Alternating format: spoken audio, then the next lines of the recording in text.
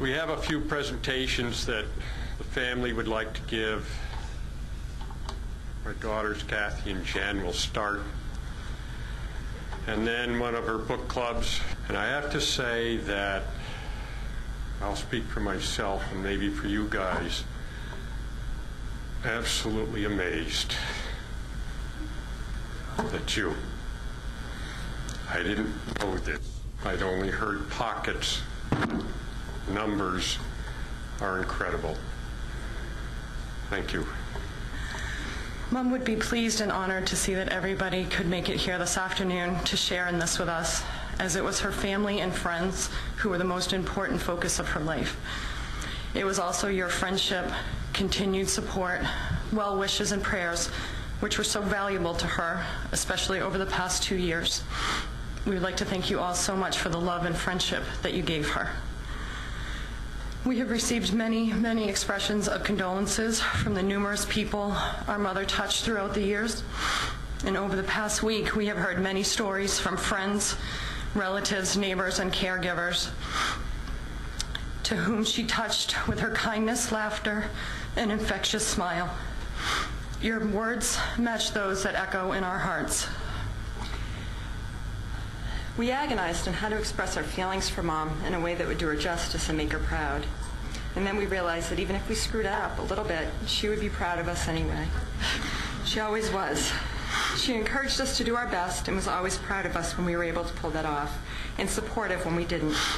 The term unconditional love doesn't even begin to describe her love for us.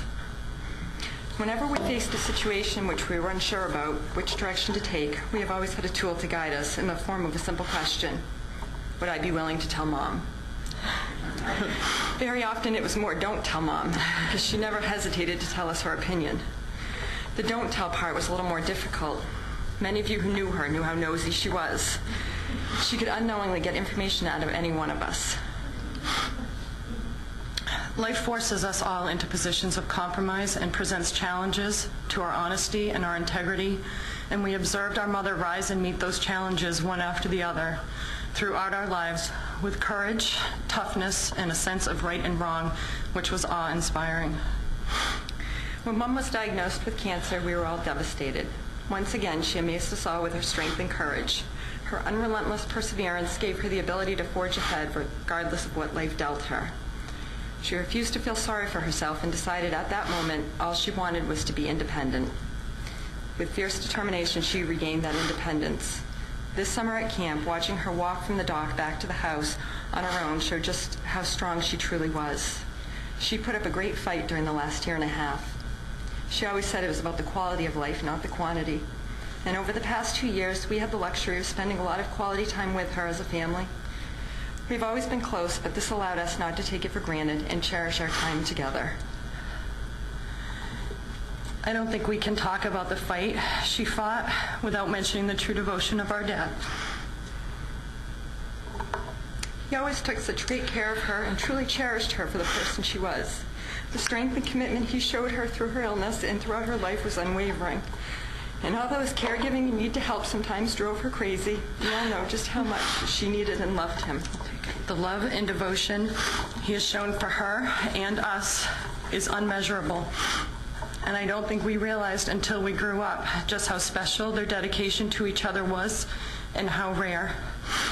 Dad, you've truly been an inspiration to all of us. We just wanted to let you know some of the things that we'll never forget about our mom. The first thing was her lipstick, because she was never without it. The eye roll. When she was not pleased with something, it was an eye roll, which we have all perfected. Her smile. She had a smile for everyone, even a complete stranger. She was a fruit pusher. Ask anyone who visited our camp. Moisturize, moisturize, moisturize. Dad got us addicted to chapstick, but Mom got us addicted to lotion.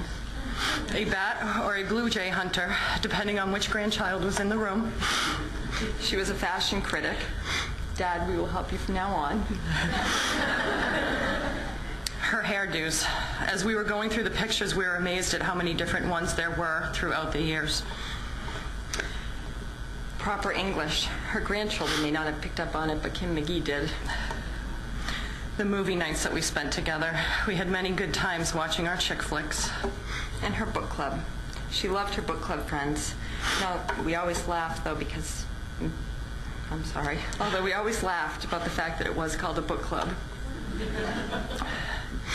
John pushing her down the hill at camp.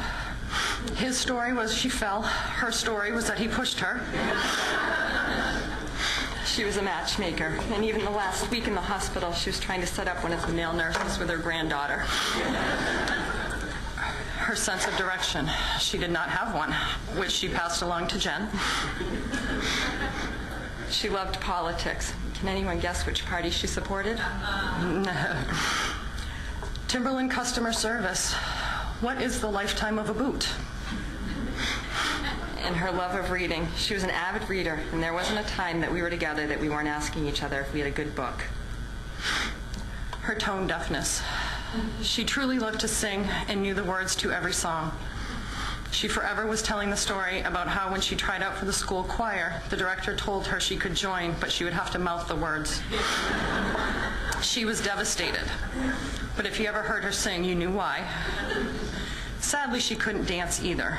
But one of our most favorite recent memories is when we were all at camp this summer, and her granddaughter Samantha was singing and dancing to the song Every Day I'm Shufflin', and Mom was attempting to do it too.